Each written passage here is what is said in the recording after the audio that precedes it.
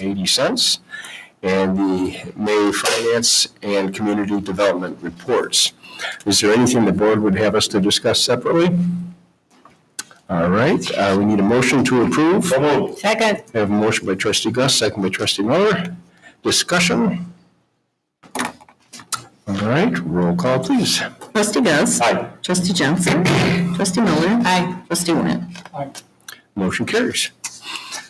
All right, nothing happening under the mayor's report, so we'll move on to reports from trustees. First up, we have Finance Committee, trustee Jensen. Apart from the date of our next meeting, I have nothing to report this evening, July 15th at 6 p.m., which happens to be the 40th anniversary of my 33rd birthday. Wait a minute. Do I have to come there to say happy birthday to you? Is that what you're saying? Drink cake and nothing but rib. Don, you gonna bring some ribs for that night? And we'll see if they have them. Well, okay then. That's all I have, man. Thank you. Next, we have Parks and Rec, trustee Gust. Thank you, sir. The only thing you got, just we're working on the continuing for our picnic in the park, August 16th. All right. So as I get more information, I will bring more to the board. All right. I had a member of the library board reach out and ask if we were doing something, and I told them, please reach out to staff, and I expect they'll be there. Great. Great. Thank you. That ends my report. Excuse me. All right. Next up, trustee Wells is absent, but I'll introduce the following four items that are on our agenda, and then I'll lean on our community development director to assist in the explanations.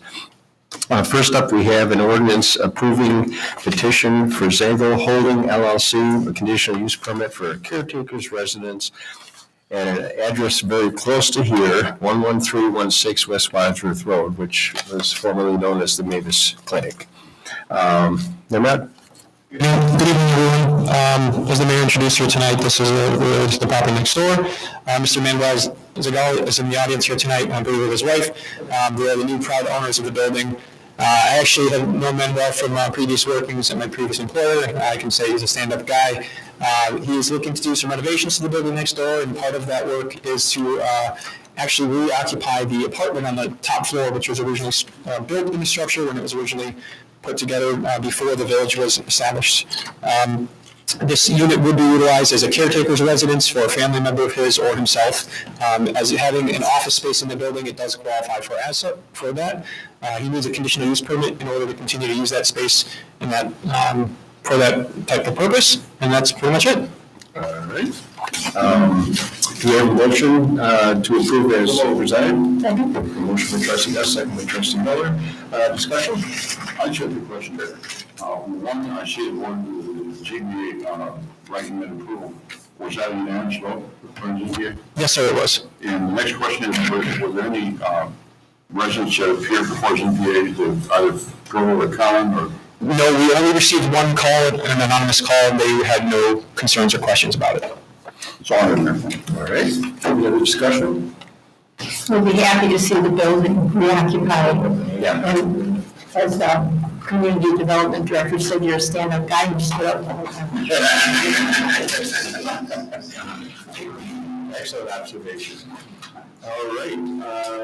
With no further discussion, we'll go ahead and have the clerk please call. Trustee Gust. Aye. Trustee Johnson. Aye. Trustee Miller. Aye. Trustee Warren. Motion carries. There you go. Thank you, sir.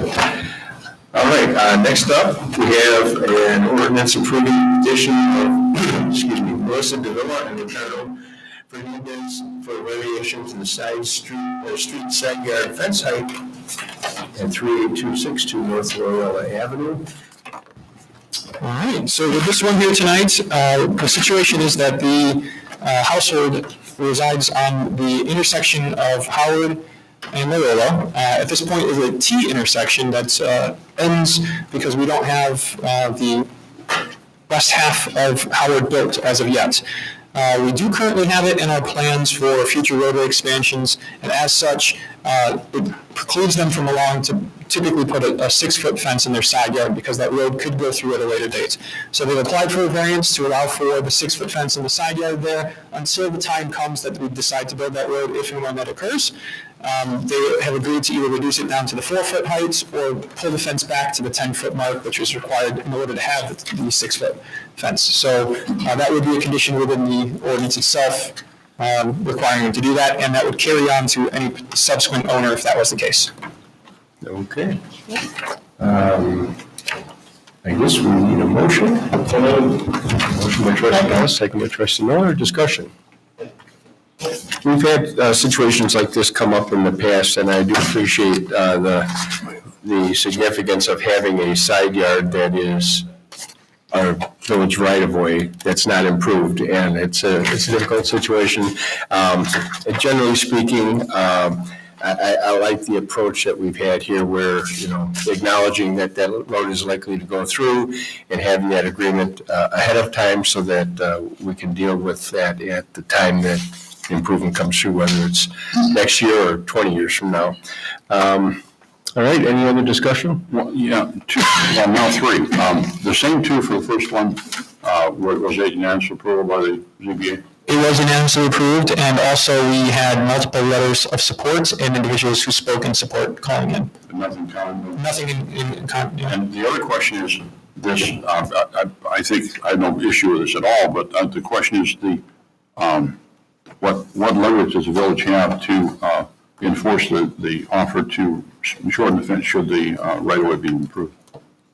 The adjudication proceeding to formally force them to do so. I just see that in the recitations here that it is acknowledged that the offer was made to do that, but I didn't see that as a requirement as we normally might do with our CUP. We could also move to rescind the variation ordinance as well, Okay. if they're not in compliance. Fair enough. I mean, I don't doubt that they'll comply. I'm just curious as to what leverage we have. Okay, thank you. Okay. Any other discussion? And the same leverage would be extended to a future owner if there were to be one. The way the ordinance is written, it continues to future owners. Okay. Yep. Okay. Have the clerk please call the roll. Trustee Johnson? Aye. Trustee Miller? Aye. Trustee Nguyen? Aye. Trustee Gus? Aye. Motion carries. All right, moving on. Excuse me. We have a resolution waiving competitive bidding and authorizing the purchase of a 2025 Ford Escape utility vehicle from Gordy Boucher Ford of Kenosha in an amount not to exceed $22,000. With the last minute change, does that number change? Sorry, the 22,000 is still the same cap. So as the mayor was alluding to, sadly, we did have the vehicle that we were trading in as part of this, which is a 2015 Ford Explorer backed into just this week. So our trading value got knocked down by $500. Thankfully, it wasn't anything of significance, but I did put a supplement on your desks for you this evening to see the difference. It's again a $500 difference in the trade-in, but it does still keep us under the $22,000. And as mentioned in the memo here, that's $10,000 under the budgeted amount for this year for the vehicle. Yeah. Yeah, and it never fails. This is why we can't have nice things. We discussed this staff level, and rather than postpone the purchase, which would risk losing the vehicle, in order to have an insurance claim filed, it's one of the, I don't know, don't want to say no-name insurance companies, but lesser-known named insurance companies, and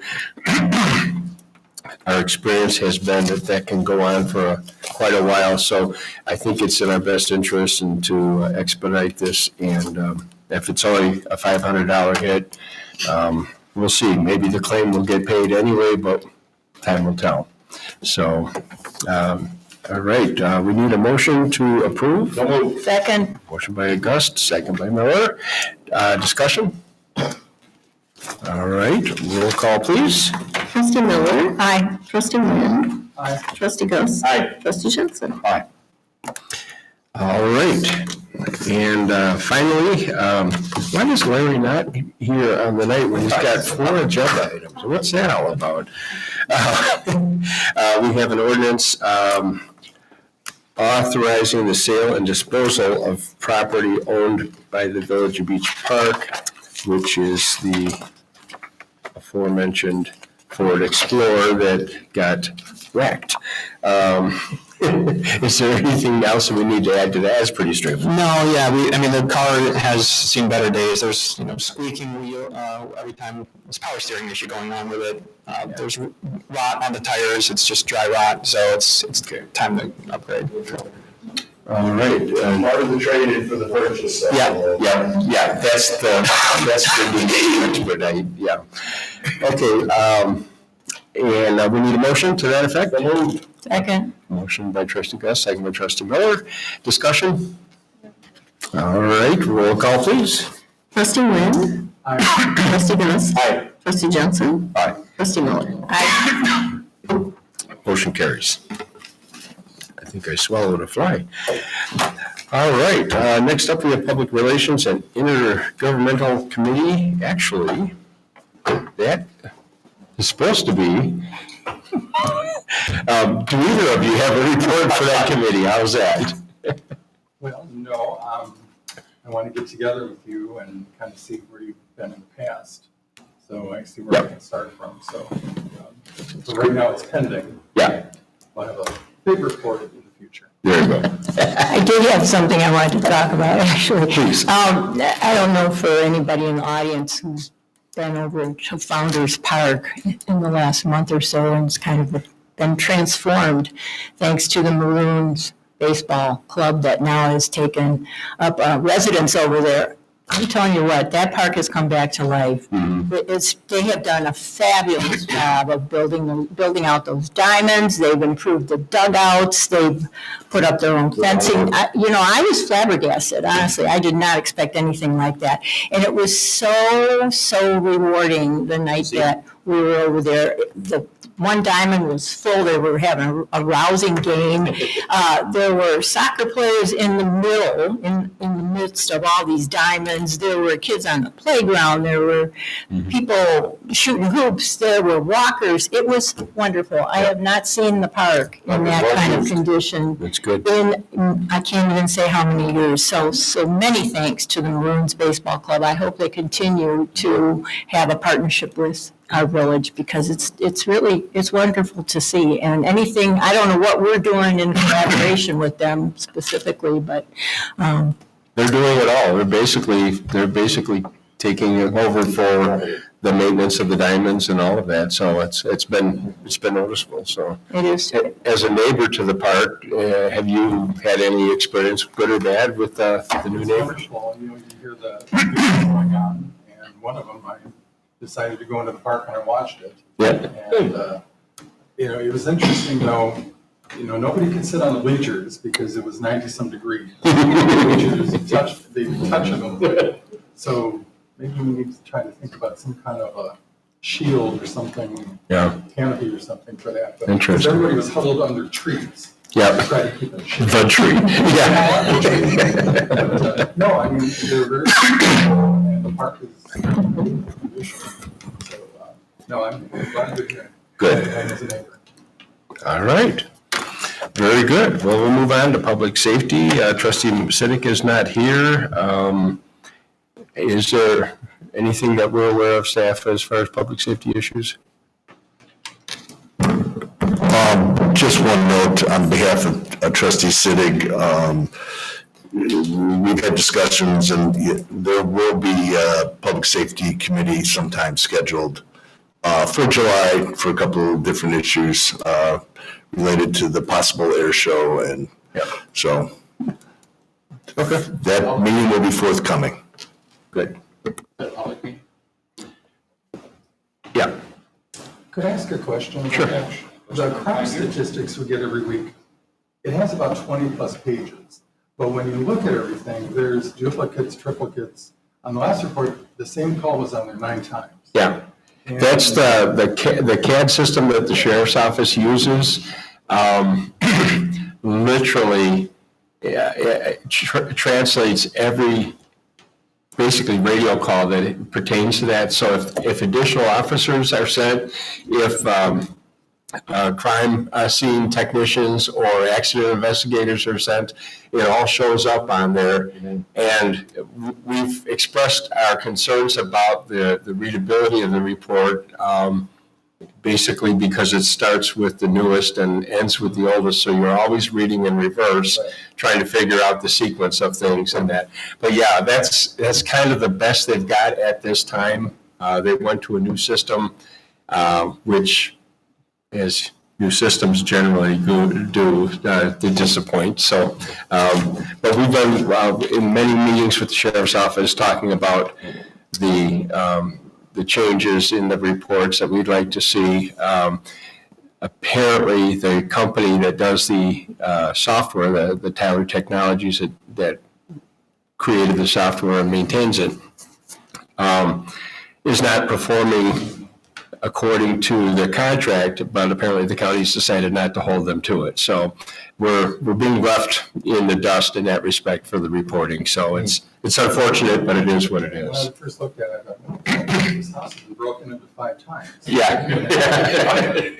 So what I do, since I'm a statistics person, I just go and I put everything in a spreadsheet. There you go. And tick, so I can see every week Yep. what it actually is. Yep. Well, maybe you'll have to share that with all the rest of us. You need to feed it. Maybe we'll try to get you a digital version of it so you don't have to re-enter it all. You need to feed it to ChatGPT, I'll sort it for you.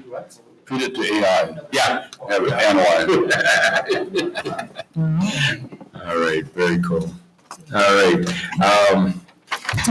Then on the Public Works Committee, Trustee Miller. Public Works did not meet in June, so our next scheduled committee meeting is July 8th, 6 p.m. upstairs in the conference room.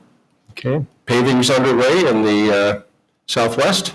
Yes, sir. And that's progress is being made there. This is an amazing transformation, just getting the barrels and barricades and all that out of there. I expect they'll probably get to the traffic signal lights pretty quick on the intersection there. But yeah, kind of see what they've been working towards. All right. Have no report from the TIF committee as it did not meet. Any additional staff reports? My apologies, Trustee Wynn, on that. That was my fault on the agenda on the chairmanship for the IGA. We've already corrected for next and future agendas. So, oh, you wanted to keep it as Trustee Miller? Never mind. Hey, ask me. It's a lonely place to sit. All right, we have no old business on the agenda. Is there any new business for the good of the group? Not hearing any. Now would be the aforementioned time for citizens wishing to address the board about any and all topics. Again, all we ask is you come to the podium and state your name and state your case.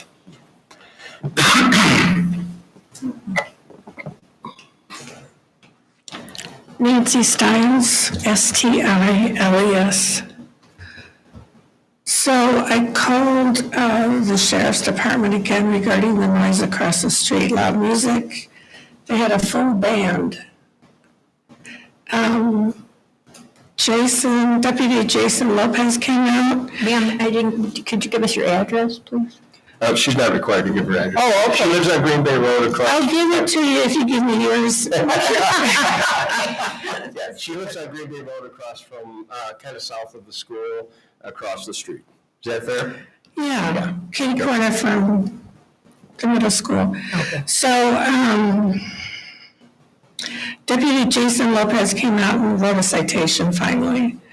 But he said, most likely nothing's gonna be done. And then he did a Lake County citation because there's only one deputy in the sheriff's department that does Beach Park citations, and he was off that day. So I can't remember who that was. So I didn't get a copy.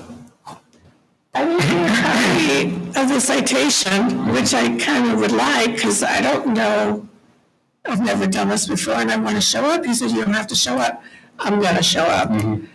So he told me where to go, and I wrote everything in my phone. And so I went to Libertyville Central, wherever it's at. Central Permit Facility problem. Yes, I went there and I asked the ladies, I said, is this where I come for the hearing? She said, no, we don't have hearings on noise ordinances here. Well, the deputy said, you do. No, we don't. He's wrong. So I told Deputy Lopez, they said you were wrong. He said, no, they're wrong. So I don't know where to go. He did give me an ordinance, the citation number later, which I have in my phone. I have to call, I don't know what to do. And then there's only one person in Beach Park with the village that comes out during business hours, correct?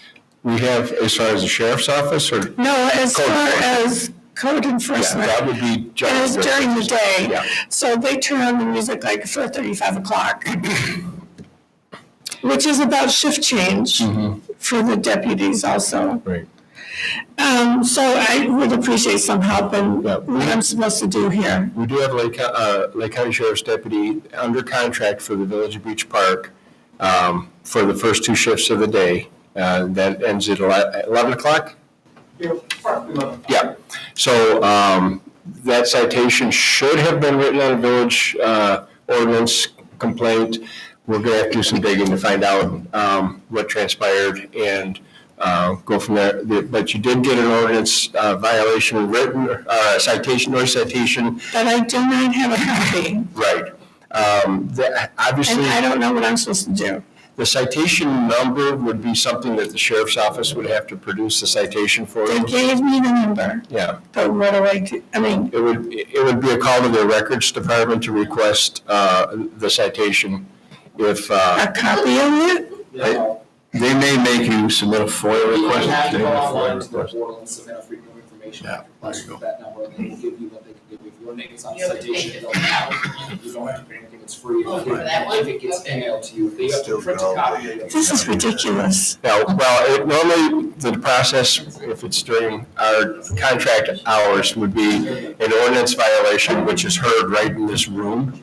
It was during, I know, but apparently if the ordinance wasn't written as a village ordinance violation, if it was written by a deputy that works in the region, not for the contract, then frequently those don't get marked properly and they end up in their system instead of ours. So we're going to have to do a little investigating on that to find out, and we can get back to you and let you know what we know. before July 14th, which is allegedly the hearing date. Okay, yeah, that's good to know. We can, and after we're done here, maybe you could share that ordinance, that citation number with our staff, and then we can do a little digging ourselves. Okay. Okay? And also real quick, the same people drive a front loader southbound in the northbound lane with oncoming traffic. Sounds like great people. Yeah, that would have to be seen by law enforcement in order to take action on it. Are they just going from one driveway to the next, or are they driving? I guess they own 2 houses because they have parties at both, and so Got you. there's quite a bit of distance, but yeah, they're going from one driveway to the other. Okay. Would it help if, Mrs. Stiles? Yes. If she took a video of that? I will have to talk to the deputies and see if there's. I have a security camera in the front for my mailbox because people kept knocking over my mailbox, but I caught the car, him passing the car, going the right way, and he was going the opposite way. That's scary. Okay. All right. Well, we have something in common. My mailbox got back the other day, too. There's a storm coming. Anyone else? Yeah. Dan? Dan Rixey, and I got a couple of issues here. The intersection of North Bonnerbrook Lane and Frolic, there's a 4-way stop sign there, and we can't get these people to stop. I've called the sheriff, and I've talked to the village, and there's only so much you can do, but we gotta do something. We've counted up to 30 cars in one day not stopping at that intersection. And they fly through there 50, 60 mile an hour. my old lady almost got rear-ended the other day because of that. You know, so we gotta do something. I don't think that, I know we talked about it before, about putting speed bumps in there or something, you know, we gotta do something. Even if you put a divot in the road, we gotta stop, for sure. Something's gotta be done. The sheriff doesn't wanna write tickets there for some reason, I don't know why. But you get 30 cars in one day, something's gotta be done. Right. It's dangerous, you know, we got older people out there walking their dogs and stuff like that, you know, and we ain't got very many kids in the neighborhood anymore, but still, I mean, it's ridiculous. And I know it's not just there, but you see it all over where people are running these stop signs and they're doing 80 mile an hour down Lewis Avenue and stuff like that, but something's gotta be done, you know. And it's bad in our neighborhood. I mean, even if we cut it in half and make it a part of the road one way or something, you know, we got to think about this. Yeah, and it's not going to get any better with the roads being smoother. Exactly. Okay, we'll discuss this with Sheriff's Office at our next meeting. Our sergeant in the back has taken notes on that as well, and that will be shared to patrol officers, and hopefully we can get some of them at least make an impact on them. We have other resources that we can try to deploy, but it's difficult, and as you know, it's everywhere. And unfortunately, I think people were better behaved when there were no stop signs than they are now. So really, exactly. So another question I got, you know, we're getting a lot of landlords out here now. Is there something in the works about some kind of ordinances where they have to follow certain inspections on some of their properties and stuff like that? Yeah. Well, you got people that maybe their landlords, they don't want to fix their toilets and stuff like that. I mean, people are going in buckets and, I mean, come on, this is ridiculous. we have a rental registration for anyone that's renting properties. They pay an annual fee. We do an annual inspection, life safety inspection on the properties, but it's not a weekly or monthly thing. It's a once a year. The tenants also have rights that, you know, if things aren't getting repaired, that they can report those things. But it's again something we've tried to address over the years, along with the vacant properties that we had during the 2008 and beyond foreclosure crisis, trying to get minimum property maintenance on some of the properties and things like that. Many times they've been in the works. Well, the Red Barn's my favorite right now, and that Green Bay Road took, I don't know. Well, I know, I remember that, but yeah. You know, these people, they pay all this money for rent, you know, and they can't live in their homes or whatever, you know, comfortably, and, you know, and the landlords are making money, so, you know, something's, you know, if we change the ordinance or something, you know, that can't help it out. But they're certainly welcome to call the village, and if there's something of a life safety nature or something that would prevent them from being able to live in the home, they certainly can make reports to our code enforcement department, and we can certainly follow up on that. But again, that's something that's incumbent on the renter themselves. So, all right, you heard my briefs. Thanks for coming. What time of the day does that happen? Morning to evening, it goes on 4 o'clock in the morning, all the way up to 8, 9 o'clock.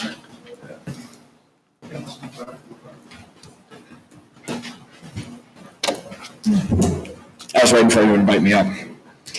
My name is Alan Hutchison. I'm sure you guys know.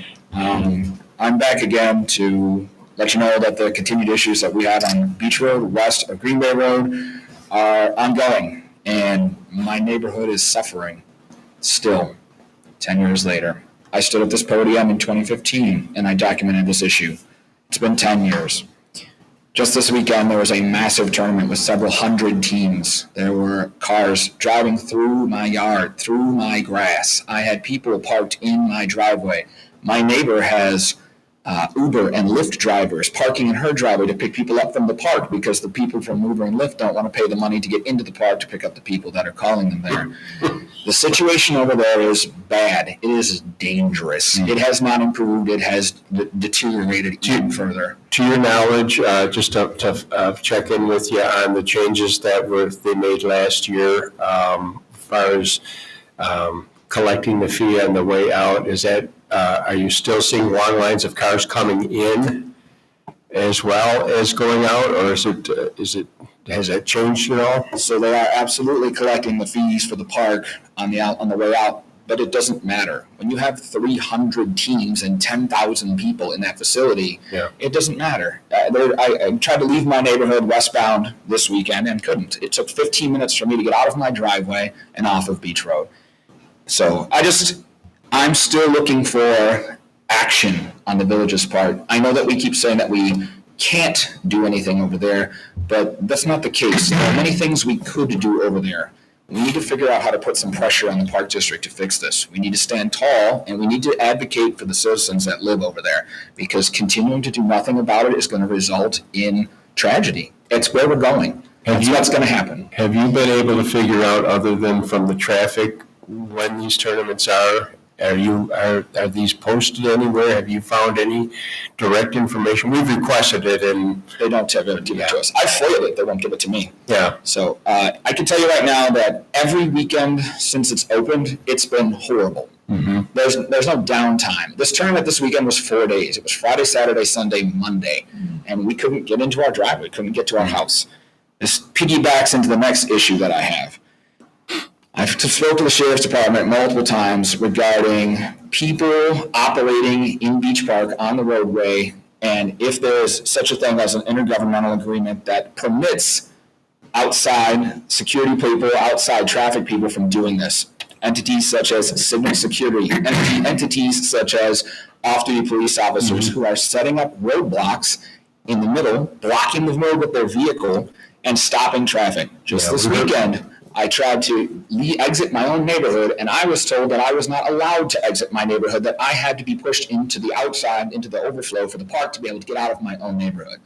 I recorded that interaction. I'm happy to share it with you. Yeah. But the bottom line is that I had this conversation with the Sheriff's Deputy's office 3 weeks ago, and I had a sergeant from the Sheriff's Deputy's office tell me that Beach Park has given permission, formal permission, to the Park District or any of the entities for those people to block that road in such a fashion. That's not true. So I wanted to ask you in this formal setting, to the best of your knowledge, does such a thing exist? Which sergeant was it? His name is Sergeant Lex. And I didn't speak to Sergeant Lex specifically. I spoke to, again, Deputy Jason Lopez, who was very nice. But he told me that he had spoke to Sergeant Lex and that this is what had happened. And I told him I didn't believe that was right, and I requested to talk to Sergeant Lex as a supervisor. And I was told that he was not going to come to my house because that was not the best use of his time. Gotcha. So I can give you the incident number for that as well. Yeah, that's after the meeting here. Our liaison to the Sheriff's Office, Sergeant Heine, is here. He's hearing all of this. And we have meetings regularly to discuss these exact topics, and this is new. That is certainly not correct. Sergeant Lex is wrong. The village has never given the Park District any domain over the road. Okay. They're certainly permitted by law and by rights of way to use the road, but not to control who goes where or anything else. They need to do traffic control for their event, but there's absolutely no way they should be doing anything to you but saying, have a nice day. So I thought that was the case, but Yes, like I said, we you're needed to bring this to an official channel, and it's not a hard feelings thing. I just want it corrected. It's hard for me, and you know what? I'm outspoken, right? When this happens to me, I don't have an issue standing up for myself. But when my wife or my neighbors who are nervous to even come and speak in a forum like this get addressed like that, they just turn, because that's what they're being asked to do. So, okay. We'll a little work to do. I understand. I also I'm happy to hear that we're going to have a public safety meeting that is attendable by the public. I think that that's something that we need to put an emphasis on moving forward. I'd very much like to come to those. I want to try and start a neighborhood watch, community watch in my neighborhood, because basically such a thing is happening already right now, to help document and flow some of these issues back to the board, because I feel like maybe you guys aren't hearing some of the things that are going on, some of the incidences. So I can speak. I'm hearing all of them. I heard about the traffic incident that you were referring to, the security company, and we started wheels in motion on that. But your voices are being heard by everybody right now. The public safety committee meeting, when it's has the date been determined yet?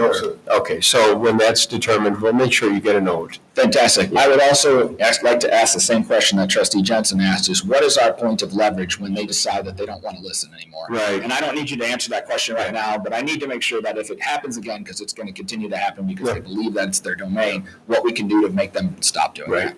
So, one more short thing. I'm sure some of you know that I wrote in the community page that I was not very excited that we continue to skip board meetings. I understand that if we don't have a quorum or we have some instance why we can't conduct a meeting, that's definitely understandable. But by my count, up until this meeting, about 25% of the meetings thus far this year have been canceled. And I understand that sometimes we can't make it happen, but just keep in mind that just because there's no agenda doesn't mean that the community doesn't want to come out and talk. I did legitimately have 4 other neighbors that were going to come with me 2 weeks ago to express their concerns, but unfortunately those people were not able to make it tonight. So please consider that when we go to cancel those meetings, that affects more than just what's on the agenda. It has been a longstanding practice when there are no agenda items to cancel meetings out of respect for everybody's time. Understood. And all I can say is that, we appreciate you coming. We appreciate them coming when they can. And I don't know that we're ever, what solution will ever come that's going to make this any better. But we continue to listen. We continue to talk to the Park District. And, they have a public body that is responsible for the operations. And then I think they have an enterprise going on the side that is all these tournaments. I don't know who's in charge or who's responsible for these tournaments. We know you've addressed it over the years with them. And it's maybe come time to invite as many of them as would attend to come to a meeting with us. Probably have to be a joint public meeting, but to kind of see if we can get some of these issues hammered out, because clearly we have an unwilling, I can't even use the word partner, but we have an unwilling participant here that's doesn't really care a whole lot about anybody else. So I understand. Yeah. Okay. I appreciate your time. Yeah. I do have one other suggestion as far as the cancellation of meetings goes. Since it's not possible for residents to put agenda items on, perhaps there can be a flag system so that if people are going to attend to voice an instance or concern, we can mark that somehow so you will know that there's something that is to be discussed. Just something to consider. Okay. Thank you. Thank you, sir. All right, anyone else? Okay, we have no cause today for an executive session. In which case, Mayor, I'd like to offer a motion to adjourn. We have such motion. Do we have a second? Second. We have a second. All in favor? Aye. Opposed? We are adjourned. Thank you all.